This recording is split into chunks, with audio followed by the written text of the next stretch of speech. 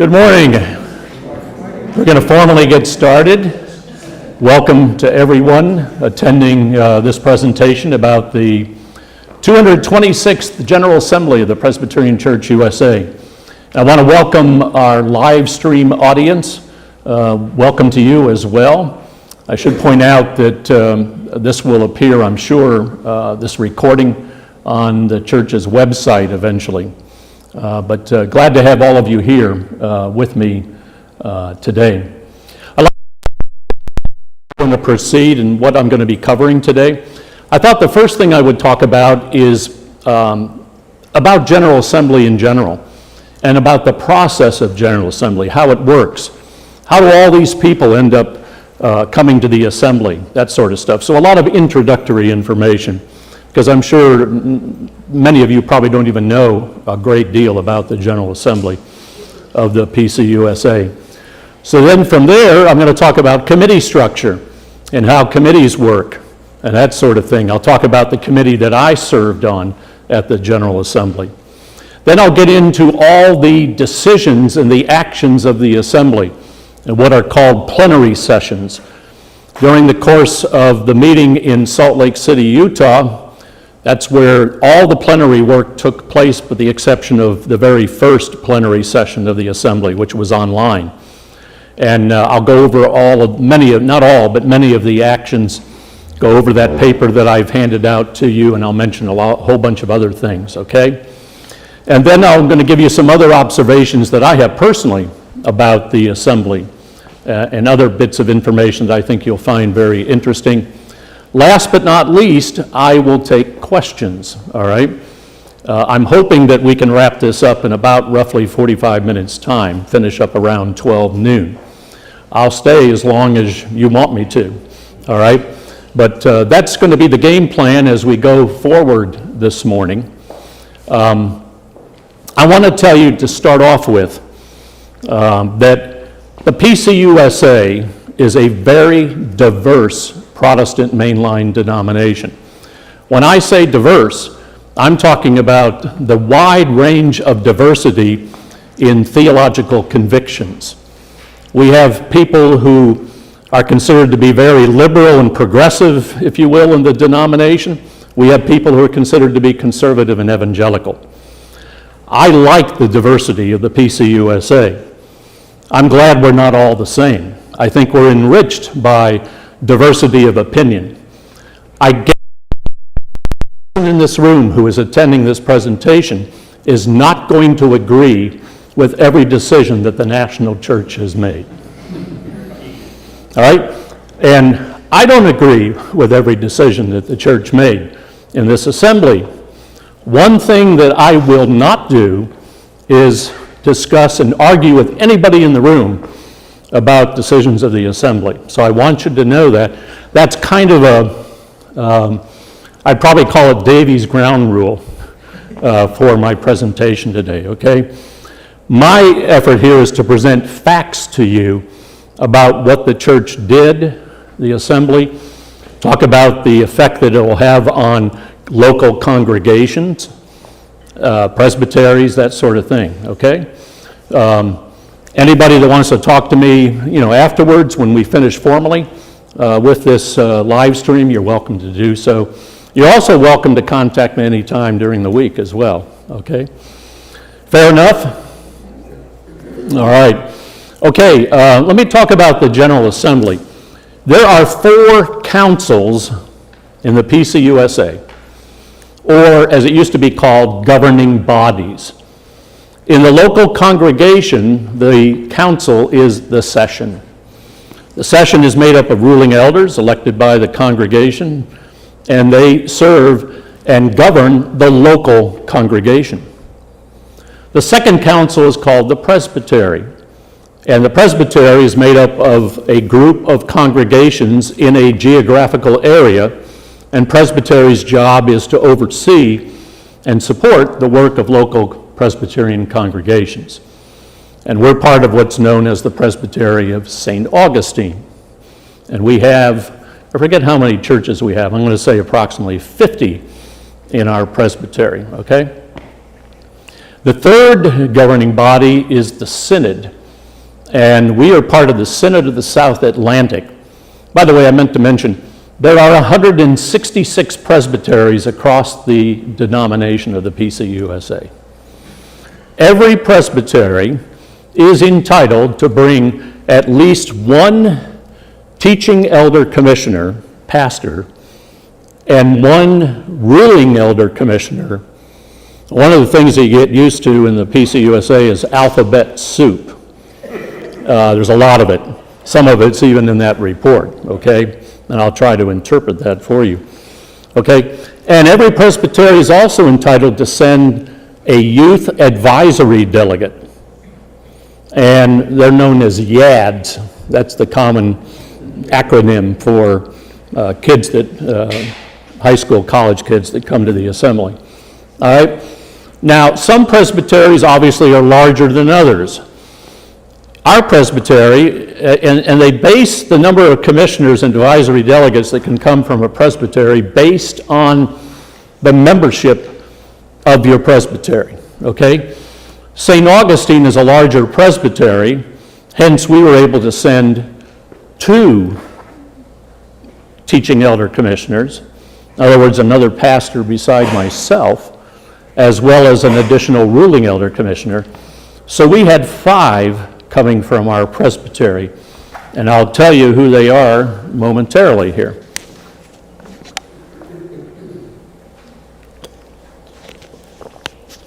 Okay. And by the way, all of these people were elected by the presbytery, and that was done, it was many months ago. Besides me as a pastor representing our presbytery was Rebecca Putnam, and she is a teaching elder, pastor of the Westminster Church in Gainesville. Daniel Banks, who is an elder at Fort King Church in Ocala, and also Kathy Sanders, who is a ruling elder from the Orange Park Presbyterian Church. That were at the assembly were Catherine Doucette. She was our youth advisory delegate. And then also, many of you probably know the name of Sandra Hedrick. Sandra used to be the stated clerk of our presbytery. No longer, she's interim pastor at the church in Orange Park, and she served as a committee assistant at the General Assembly, and I'll talk about that when I get into the committee work. Our lead presbyter, David Rollins, also was in attendance at the assembly, and he was kind of a cheerleader for all of us from our team. He gave us, in fact, a goodie bag early in the assembly when we were in person in Salt Lake City. And it included encouraging words and scripture and stuff and breathing exercises.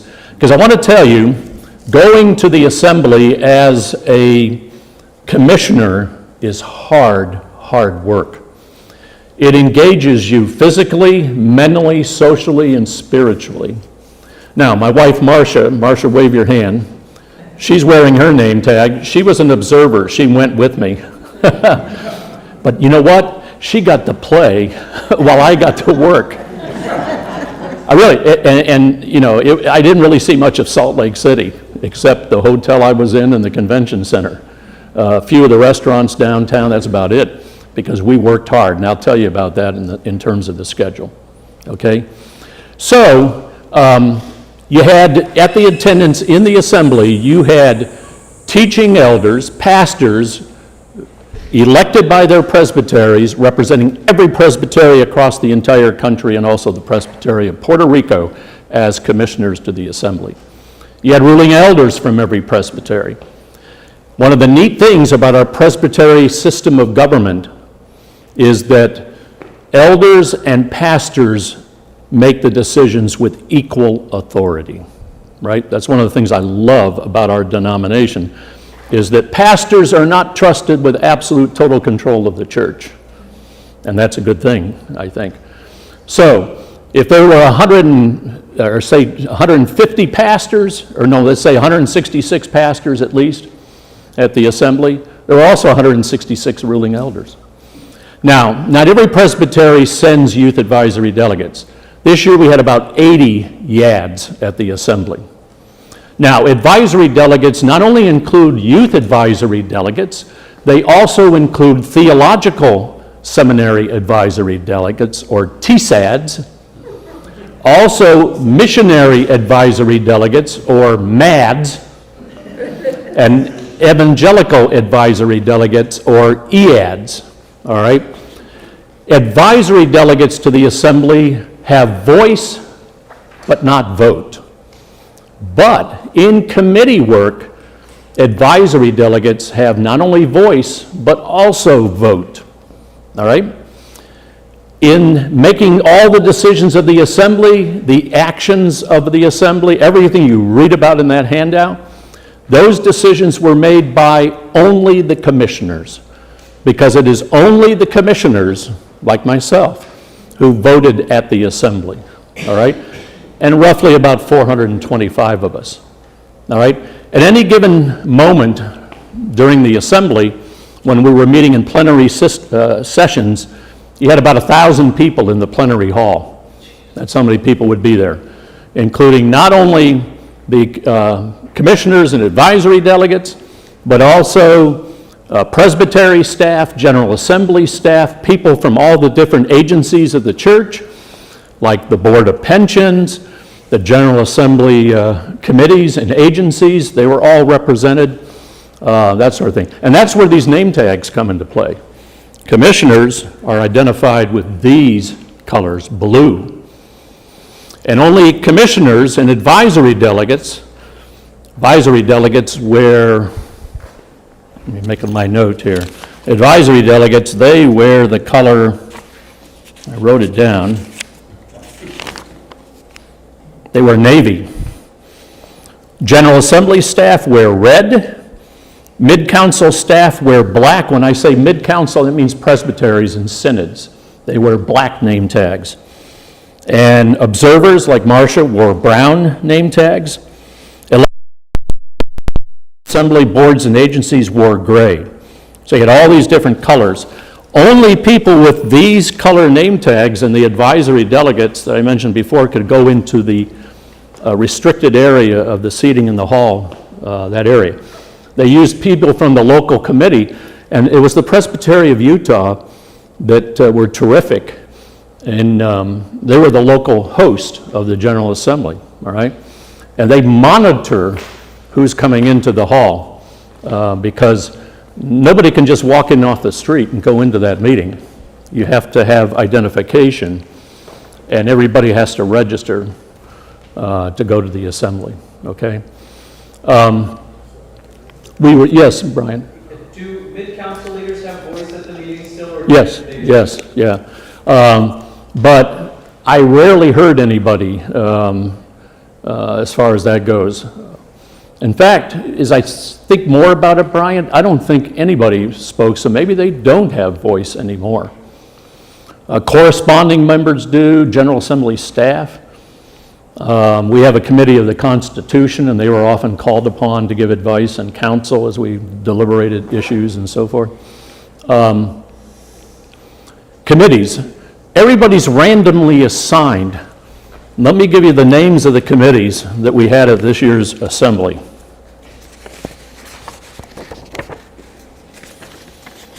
These are the 14 General Assembly committees. Bills and Overtures, B&O, Christian Formation, CF, Domestic Engagement, DOE, Ecumenical and Interfaith Partnerships, ECU, Environmental and Climate Justice, ENV, Financial Resources, FIN, General Assembly Entity Coordination, GAEC, General Assembly Procedures, GAP, International Engagement, INT. By the way, Sandra Hedrick was the committee assistant for International Engagement Committee. Mid-Council's MC, Ordination, ORD, Assembly Committee on Business Referral, REF, and the committee that I was assigned to, Race, Sexuality, and Gender Justice, RSG. All right? So on that handout, if you look at that for just a moment, you'll see with some of the actions, you'll see Let me give you an example. Well, look at the fossil fuel climate justice, bottom right of the one page. You'll see E. All right?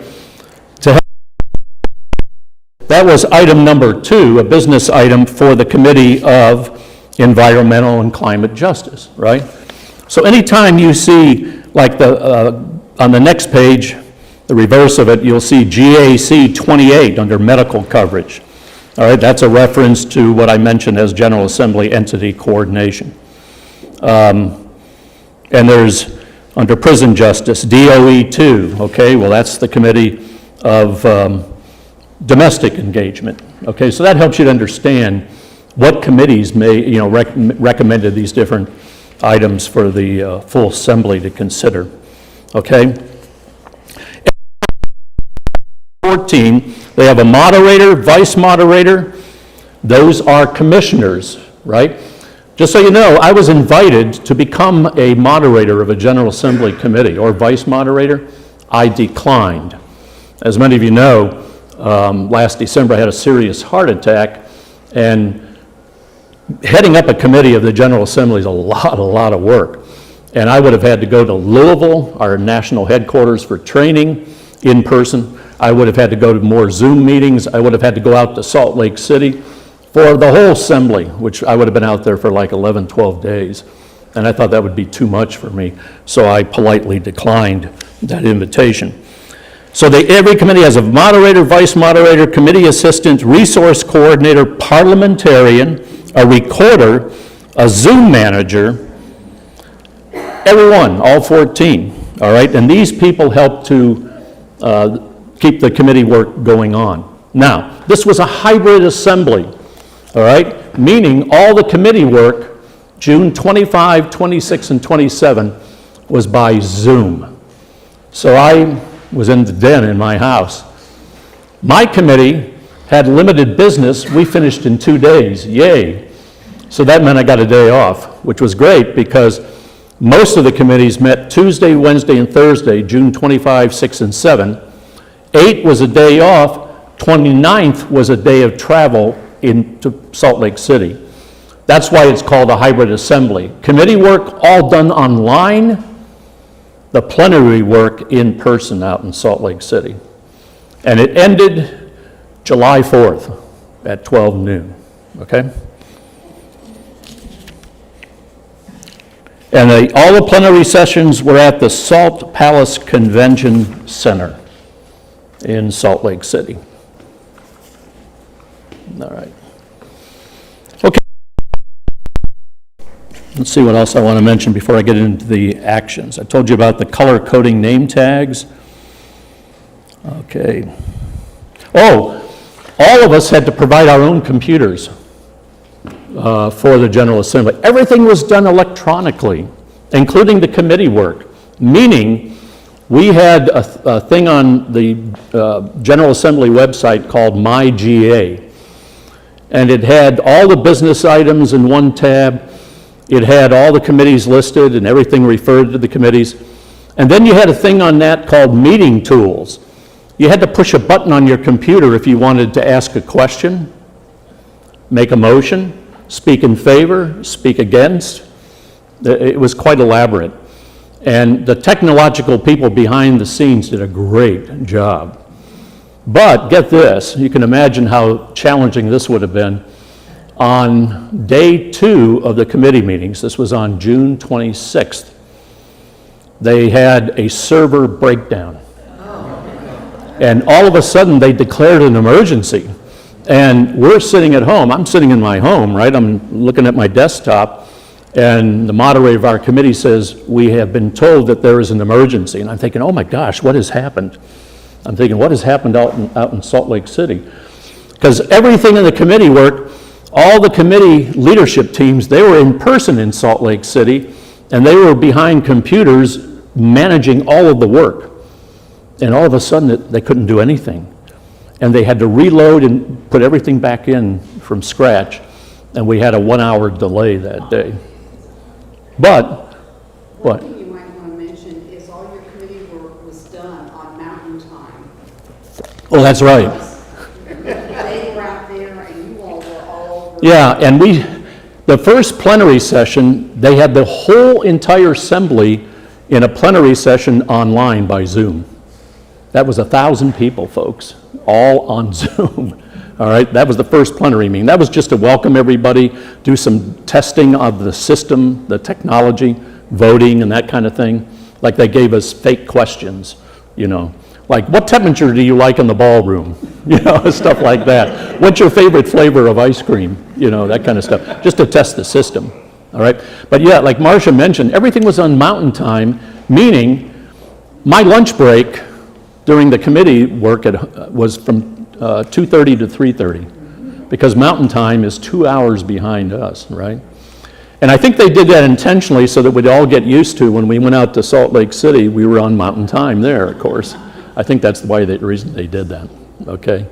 All right, I want to get into some of the actions. I mean, you can tell, I could do this forever. I mean, this, by the way, was the 12th General Assembly I've attended in my career. I was a commissioner one other time, and that was in the year 2000 in Long Beach, California, okay? Thankfully, my last pastoral position as an installed pastor, the first church in Inverness, Florida, and part of Tampa Bay Presbytery, I was pastor there 20 years, and included in my terms of call was going to the assembly. The local congregation, that church paid for me to go, and then I would come back and do a similar presentation like I'm doing with you today, okay? So I've been 12 times, only twice as a commissioner. One year I was an alternate commissioner, and that was a long time ago, back in the 90s when the assembly met in Orlando, okay? So I've had a lot of experience. Because of financial difficulties, and I'll talk more about that in a little bit, they are not able to afford to do an in-person assembly. Even as it stands now, this assembly cost over $3 million. Because for all the commissioners and stuff, they pay for our airfare, our housing, and they give us a per diem corporate business card, and in my case, I had a $248 credit on it, meaning they pay for us to get our meals too. Now, a lot of times they had group meals. We had 3 group dinners, and we had 1 group lunch. The reason they do that is they don't want us wandering off to restaurants, everybody going to restaurants around the convention center, because they have to stick to a schedule.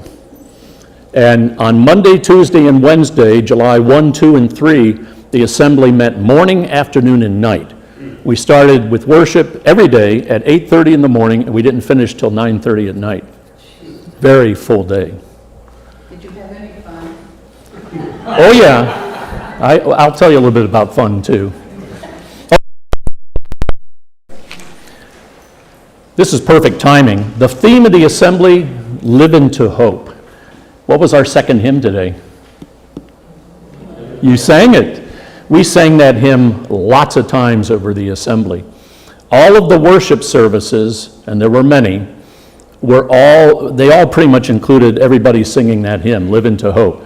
Now you heard us singing that in worship, right, as our second hymn today?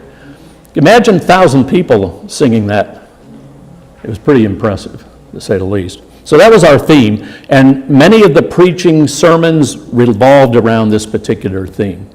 And I'll tell you a little bit more about that as well. Okay, looking at the first page under New Stated Clerk Co-Moderators, when we got to, after we did all the committee work, then as I say, we all flew out to Salt Lake City, and on Saturday night they had a reception, a 2-hour come-and-go reception to meet monitorial candidates, meet people from the agencies of the church, that kind of thing. Then the next day on Sunday morning, we all got to worship in area Salt Lake City churches. Marcia and I went to First Presbyterian Salt Lake City, really neat church, and their pastor was terrific. She's doing a sermon series on fruit of the Spirit, and her topic was love. 250 of us from the General Assembly were bused to that church, and it was a really great worship service. And there are all these different area congregations where we all went. Those people in their churches fed us all lunch after the worship services. Then we started the work, Sunday afternoon, June 30th. That night, we elected C.C. Armstrong and Tony Larson. These are two pastors, both from South Carolina, so they're part of our own synod of the South Atlantic, because our synod includes all of the congregations in Florida, Georgia, and South Carolina. They were elected on the first ballot as co-moderators of this assembly. They'll serve for 2 years because the assembly meets every 2 years. Years ago, it used to meet every year, but that became a real financial burden on the church. And so we now meet every 2 years, okay? And we elected for the first time in the church's history a woman to be the permanent clerk of the General Assembly. And then you can see Yeon Oh, born in South Korea, reared in Kansas, was elected stated clerk, the highest ecclesial office of the denomination. The moderator election was Sunday night. The clerk, stated clerk election was on Monday morning. And so our moderators were terrific. They moderated, they kept everything moving along. You think it's tough to moderate a session meeting. Moderating a General Assembly meeting where you have literally over 500 people that can speak and ask questions and make motions and all that kind of thing, it's challenging. What we had to do, if I wanted to speak in favor of something, I had to, as I mentioned, I had to, push a button on my computer. If I wanted to ask a question, I had to write out my question. That all went to a central computer that the co-moderators had on the platform so they could see what questions were being asked. And then they would call, for a person to ask that question. 9 microphones on the floor of the assembly. So, as it says, elected the night before business proceedings began, Armstrong and Larson presided over the day-to-day business. And they moderated with grace, humor. If they made a mistake, they freely admitted it before the assembly. They were terrific. They're going to be really good ambassadors for our denomination for the next 2 years. And Cece, Jimmy Steele on our staff knows her. She's been a preacher at Montreat youth conferences before. And he was really excited. He texted me after the election, because I guess he must have watched it live stream, and he was real excited that Cece and Tony got elected to be moderators. At one point during the assembly, they did the electric slide dance on the platform, and a lot of people got into that, especially the ads. You can imagine the youth going nuts over that, And on the last day, when we finished the last assembly business meeting, which was on July 4th in the morning, they started throwing pom-poms out to the crowd from the platform. By the way, our Presbytery delegation was toward the front of the hall. We were only six rows from the platform. So we had excellent views of everything. And they also had big screens throughout the entire room so you could see what was going on. All right. You can see the General Assembly adopted a $94.9 million budget for 25 and $95 million for 26, resulting in a 14.8% increase in per capita over the 2-year span. This is important information because as the session here at this church begins to plan for their giving in per capita, you can see what it will be the General Assembly portion of it, 1084 and 1126 respectively in 25 and 26. Okay? And you can see that they added $600,000 plus per year. Many of the decisions we made at the assembly had financial implications, including one from my committee, which I'll touch on shortly. Now, 2 big issues are on the right side of the column. Sexual orientation, gender identity protections, and fossil fuels and climate justice. These are probably the 2 issues of the assembly that generated the most discussion. Let's look at the sexual orientation.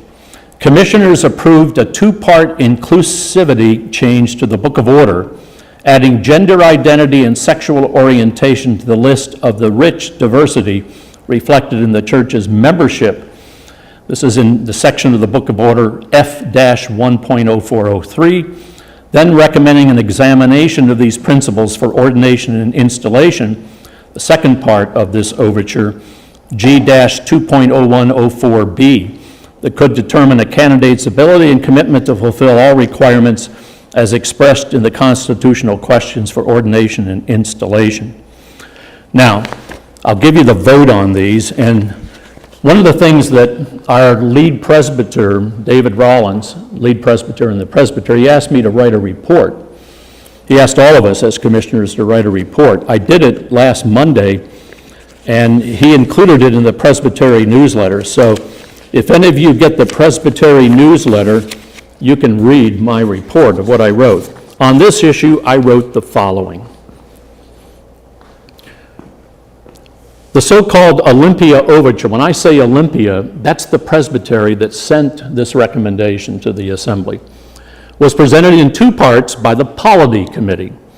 The first part of the overture recommended that F-1.0403 in the Book of Order be changed to include gender identity and sexual orientation in the list of protected classes recognized by the PCUSA as being guaranteed full participation representation in the life of the church. This item was passed by the Assembly by a vote of 389 to 24 with little discussion.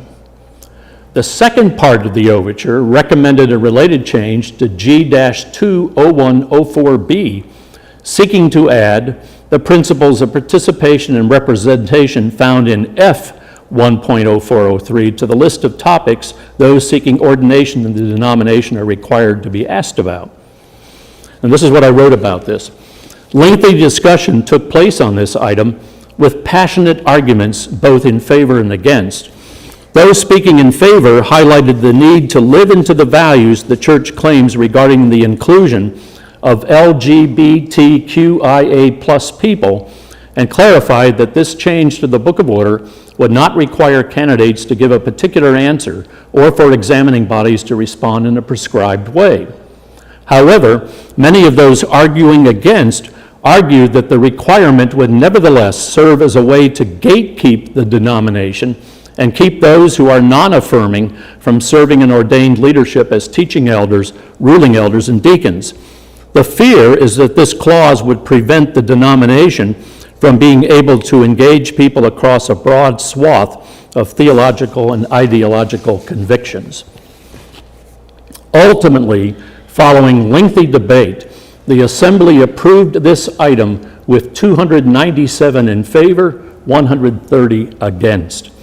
Now, does it become immediately church law and those changes in the book order take effect right away? No, because the next step in the process, those recommendations are then sent to all the presbyteries, and a majority of presbyteries have to approve it in order for it to become part of the book of order, okay? But this item took the better part of an entire day, just this one issue, okay? The other issue that was quite is the one that is listed at the bottom right. Justice. It was quite controversial, received significant passionate debate. It was presented by the Environmental and Climate Justice Committee, had to do with complete divestment from the fossil fuel industry. To give you a little background on this, the denomination has investments, and they invest many, many different companies. And there is a concerted effort, given the issue of climate change. The church is very concerned about companies that are contributing to, how shall I say, pollution of our planet. And so this is what happened in the Assembly. We spent on one item, we started at 9:30 in the morning, and we didn't resolve it till almost right before dinner, about 5 o'clock. Took that long. In a surprise reversal, the Assembly made an about face by deciding against complete divestment from the fossil fuel industry after having voted in favor of it earlier.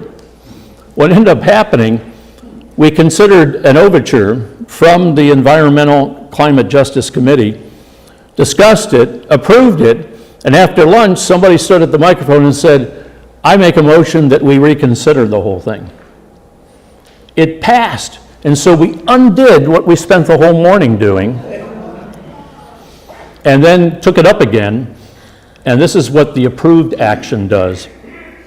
It directs the Presbyterian Mission Agency's Committee on Responsibility Through Investment, MRTI, to immediately identify the top 10 fossil fuel companies that derive most of their profits from the exploration, development, production of fossil fuels, and immediately divest from those companies.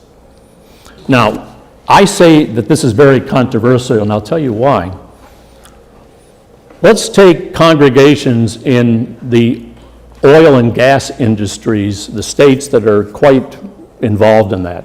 I'm going to pick on Oklahoma and Texas, okay? Many of those congregations, their livelihood is dependent upon members of their congregations who are working in those industries. So you can imagine, the national church is saying, we want a committee to go look at divesting from those companies completely because of how they're contributing in an unhealthy way toward our environment and our climate. So can you imagine the debate on the floor? That issue received considerable debate. And it is a very difficult issue, very difficult. Ultimately, however, the Assembly approved the action that I told you, okay? Can I ask a question about that? Mm-hmm. So the action that was taken was to approve, they identified the top 10, and then a committee is going to look into that and make recommendations on perhaps divesting from it. That's correct. It's not a cut line that we're divesting, we're just looking into it.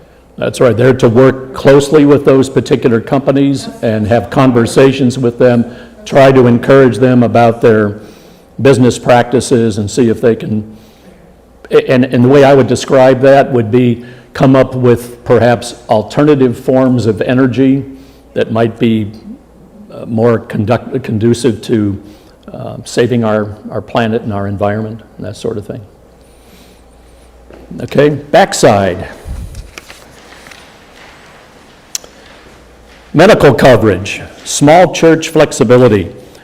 That particular GAEC 28, that item asked mid-councils, when they say mid-councils, they're talking about presbyteries, okay, to work with the Board of Pensions to explore adjustments to be made to medical dues plans for pastors and spouse or families to help alleviate the burden on small congregations and present medical coverage options for pastoral leaders needing family, spousal, or child coverage in 2026 and beyond.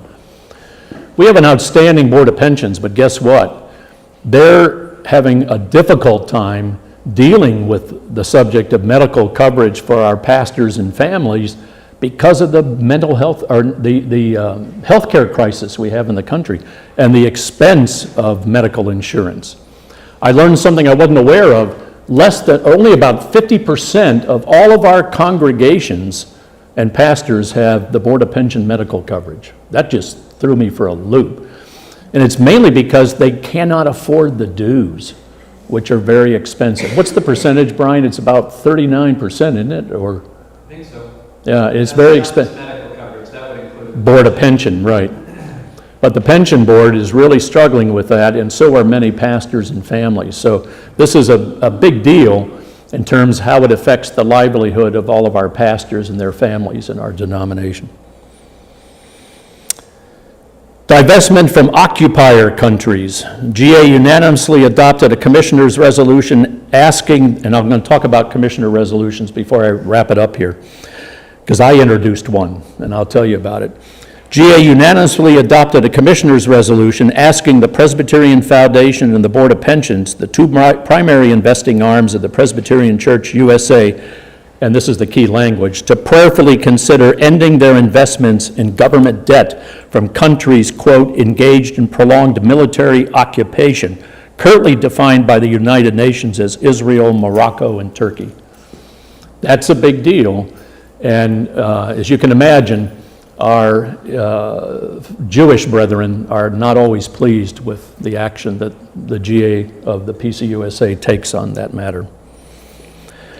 GA Prison Justice, GA unanimously passed DOE 02, encouraging ratification of a U.S. constitutional amendment abolishing the exception clause in the 13th Amendment that allows any person convicted of any crime to be enslaved, and also passed a commissioner's resolution urging Presbyterians to call upon elected officials to enact legislative or administrative reforms ending prolonged solitary confinement in jails, prisons, detention centers. That was also a significant action of the Assembly. One of the commissioners actually was a mental health counselor who talked on the floor of the Assembly, as I remember it, about the adverse circumstances for persons who have severe mental illness and being restricted in their prison sentences to solitary confinement. He shared some riveting testimony about that. Top right column, this one, I'm really proud of the Assembly on this one. Protecting children from gun violence. DOE 03, an overture calling for action so that children can live free from gun violence, passed easily in committee. It was removed from the consent agenda so the entire Assembly could hear testimony about it. Following heart-wrenching witness, co-moderator Tony Larson spoke and said, "The stories are important, but they're hard." We actually had a commissioner stand up and talk about losing a family member. It was a niece or a nephew, as I remember, who lost their lives by somebody, a child, age 14, taking a gun, pointing it at that person, and it was loaded, and the person was killed. It was gut-wrenching to hear that testimony. They are important because they have residence in our communities. DOE 03 passed the Assembly unanimously. I wrote the vote in my report on this issue. 424 to 0. Not one person voted against that. It received, I think, Marcia, you'll remember this, it received wild applause in the floor of the Assembly, the biggest applause I heard the entire week. The more we can protect our kids from gun violence, here's what I wrote about it. On every congregation in the PCUSA to actively support and pray for the emotional, spiritual, and mental health needs of children, promote secure gun storage, encourage parents and caregivers to take gun safety action, and end gun marketing to children, promote gun security technology. Okay? Yes? How did they define children in terms of age? Limiting. I think they're talking about minority children through age 17. Because at 18, considered to be adult. That's my understanding of it. Yeah. Changes to special offerings. That's the next item. Oh, we're okay. I was looking at the time. It's not quite 10 of. The 4 special offerings currently received by the PCUSA will be reduced to 3. We have had 1 great hour of sharing, Pentecost offering, the peace offering, and Christmas joy. Now, every congregation decides whether they're going to collect 1 of them, 2 of them, 3 of them, or all 4, and it varies across the board, right? They decided to go, starting in 2026, we'll have only 3 denomination-wide offerings. They are eliminating the Pentecost offering. But the Pentecost offering, and that has to do with global witness and peacemaking, are incorporated into at least 1 of the other 3, all right? So they're not, while they are going from 4 to 3, they're not taking the cause, if you will, completely out of the Pentecost offering. So this will go into effect in 2026. Yeah. The report says they're going to put it all in the Christmas stuff. Is that what it says? On the yeah, that's what it says, restructured Christmas joy. Yeah, and that's what it is. GA, the final one, GA passed on consensus the update expansion of the resolution confronting Christian Zionism approved in 2004. To the Office of Theology, Formation, Evangelism, GA calls on the denomination to reject Christian Zionism in all its forms, acknowledge the expansion of Christian Zionism in all its forms, issue a study document that addresses the expansion of Christian Zionism since the 2004 policy. Christian Zionism. How would we define that? I'm trying to remember even some of the debate on that issue, which I don't recall. Pardon me? It's not extremist. That's the heart of it, extreme Zionistic practice, behavior. Right, that was, well, say that again. That Israel can do no wrong because they are God's people. Yeah. They invade another country that's God's country. Yeah. Correct. Yes, Can I Brian, add please. a little? Absolutely. My understanding of Christian Zionism is that it's based largely upon a view of the end times, like a reading of Revelation, which requires, sort of theologically requires, Israel to have possession of Jerusalem, to rebuild the temple, to restart the practice of sacrifice, because these things are understood to somehow be prerequisites for Christ to come again. And out of that grows the sense that Israel can do no wrong because they have to possess the Holy Land, right? So it gives a sort of carte blanche to Israel because we have this idea that if they don't possess the Holy Land, Jesus can't come back. And so it's based upon a very particular, and I would say dwindling reading of the New Testament. I hope it's dwindling. Maybe it's not. Yeah, thank you for that. I think both of those were very germane comments on this. All right, just to give you some other stuff here. When commissioners attend a General Assembly, you can put forth what's called a CR, or a commissioner's resolution, all right? And I did one, okay? I was one of only 12 commissioners out of all 400 and some that put forth a commissioner's resolution over an issue that I am deeply concerned about, and I want to share it with you. And then I'll tell you what the Assembly did with it. More accurately, what the stated clerk of the General Assembly did with it. And the way commissioner resolutions work, and I should mention this to you, is you're only allowed to do two. You can't do more than two. And if you come up with a commissioner's resolution, you have to get somebody else outside of your presbytery to sign on it with you. So I used the tools on the General Assembly website and said, I'm going to put forth a commissioner's resolution on adolescent mental health. If any of you are interested, let me know. And a pastor from Minnesota Valley's Presbytery up in Minnesota contacted me and said, I'm interested in this. It ended up that he and I co-signed it. It then goes to the acting clerk, or the clerk of the assembly, and then that person makes a decision of whether to pass it on to the Bills and Overtures Committee, who then decides, let's assign it to a General Assembly committee. My motion was rejected, and I'll tell you why. Here was the recommendation I put forth. We, the undersigned, recommend that the 226th General Assembly of the Presbyterian Church, USA, direct the Presbyterian Mission Agency and/or their successor entities to respond to the current adolescent mental health crisis by developing resources for parents, youth, pastors, congregations, and presbyteries.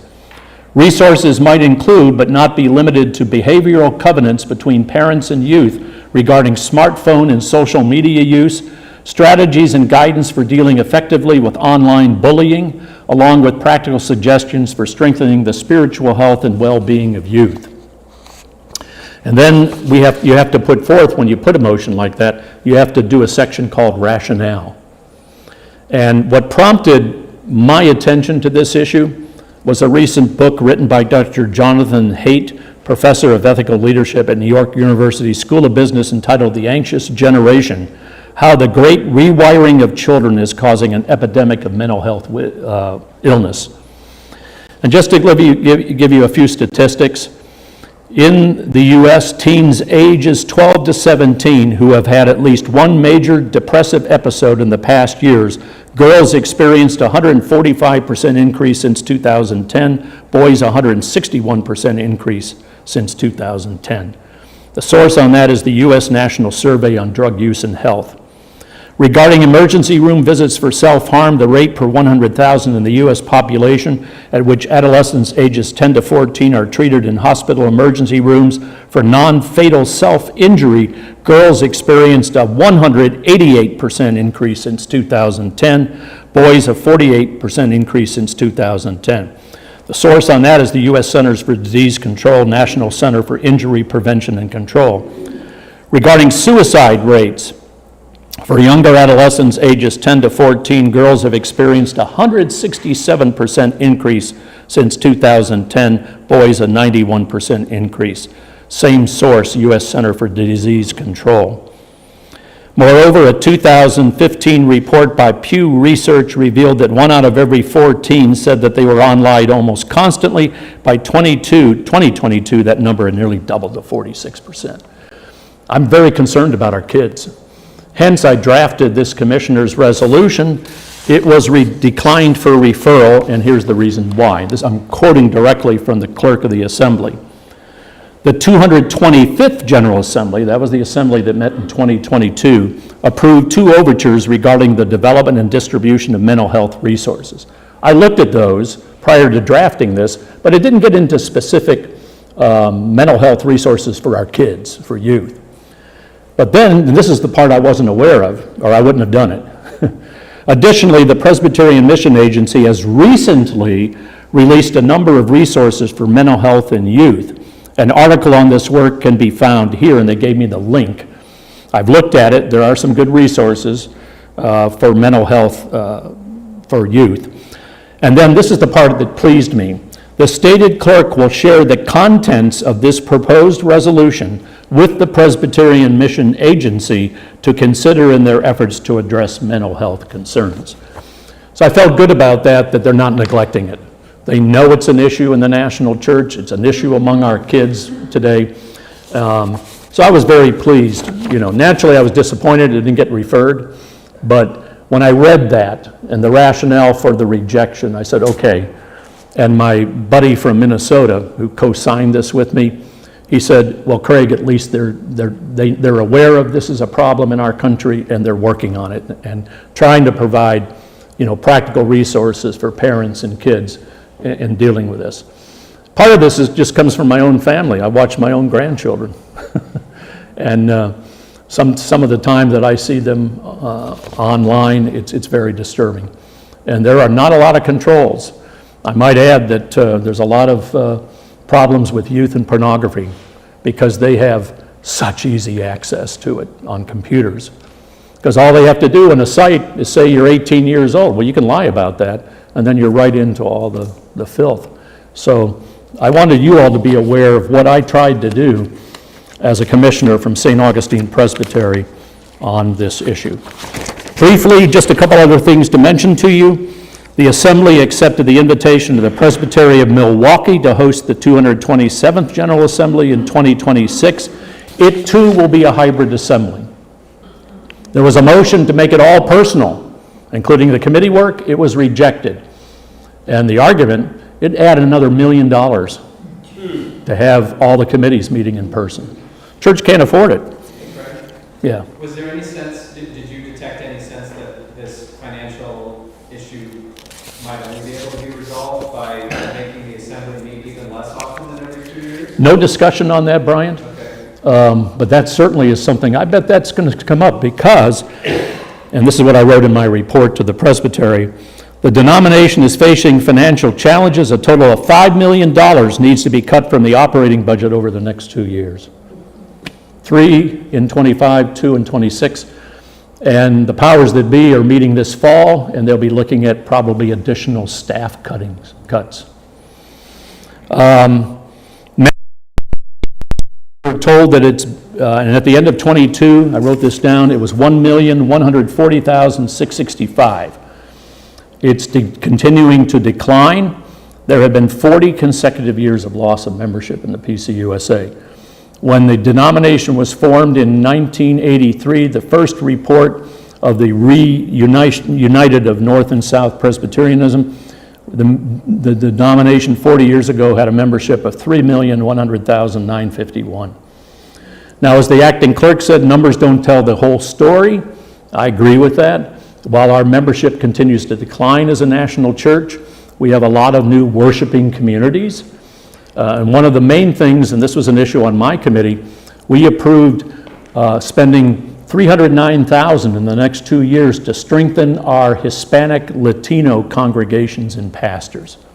And I really like that. In fact, I spoke on the floor in favor of that because we are a very racially, ethnically diverse denomination. We have many PCUSA congregations in our country. We have Korean churches, we have Latino churches, many Spanish-speaking congregations, and I think we need to strengthen our ministers and leaders of those churches. And so that was passed by the Assembly. So a lot of the financial impact the next 2 years relates to that particular item of business. Finally, let me say this. In past Assembly meetings included an exhibit hall. That didn't take place this year. They can't afford it. We didn't have an exhibit hall. Highlights for me at this year's Assembly included Sunday morning worship, I told you, at First Church, Salt Lake City. I thoroughly enjoyed the worship services that were held each day in Salt Lake prior to every plenary meeting. The opening worship with communion included a dialogue sermon preached by the outgoing moderators, Reverends Ruth Faith Santana Grace and Siobhan Starling Lewis. The ecumenical service was particularly meaningful. Inspired by the Assembly theme, Live into Hope, the Reverend Professor Dr. Jerry Pillay, General Secretary of the World Council of Churches, preached the sermon, and the concluding worship service, I told Brian about this, of the Assembly included a stirring proclamation of the gospel, A New Day, by the Reverend Dr. Victor Aloyo, Jr., newly confirmed president of Columbia Theological Seminary. He preached here 2 winters ago. You guys remember that? He's the president of Columbia. And I ended my report by saying, I loved his final blessing, first in Spanish and then in English. May the joy of the Lord surround you and keep us all in this new day. When he got done with that sermon, I wanted to jump out of my chair and get back the palms and get back.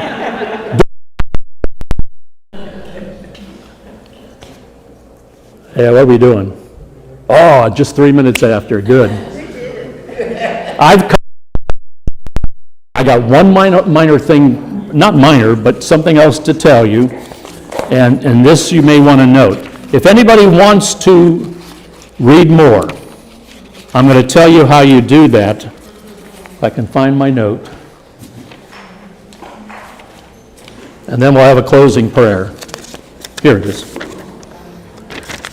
If some of you want to read more, if some of you want to watch recordings of every aspect of the Assembly, every plenary session, if you're having trouble going to sleep, I recommend this.